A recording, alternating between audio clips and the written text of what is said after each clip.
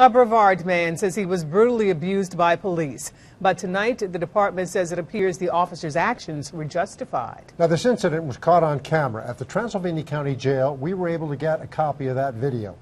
News 13's Ashley Searles has tonight's top story. And Ashley, there are two different sides to this. Yeah, Frank and Darcel, very different. And the video doesn't quite sort it all out. One man says he was attacked for no good reason, while on the other hand, the officer says there was a clear act of aggression. The video clip starts with Brevard police walking Lynn Benton into the jail and handcuffing him to a bench to wait for paperwork on a breaking and entering charge that was later dismissed. He appears to sit there mostly still for about 15 minutes. When then an officer approaches him, the two have some kind of exchange, and then it happens. Benton stands up, still handcuffed to the bench, and the officer grabs him by the neck for 30 seconds, then releases him and walks away. Asked me to stand up, and when I stood up, he brutally attacked me and assaulted me to the point to where I was unconscious.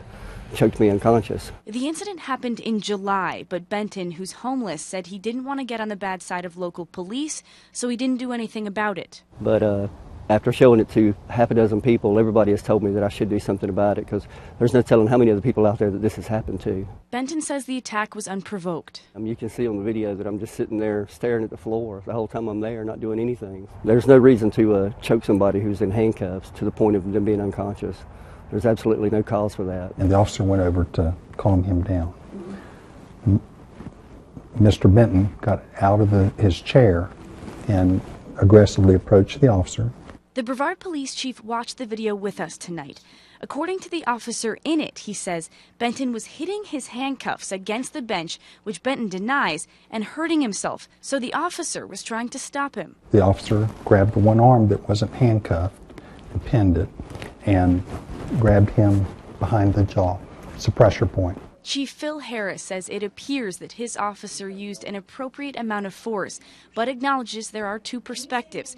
He says a formal investigation hasn't been launched because Benton never filed a complaint. Benton says he didn't know he had to. Benton was charged in the incident for resisting arrest. He was advised by an attorney to plead guilty, he says, and he didn't know what else to do, so he did. Now, the police chief said tonight that there have been no other excessive force complaints filed against the officer in the past. Lynn Benton says he plans to file one formally now.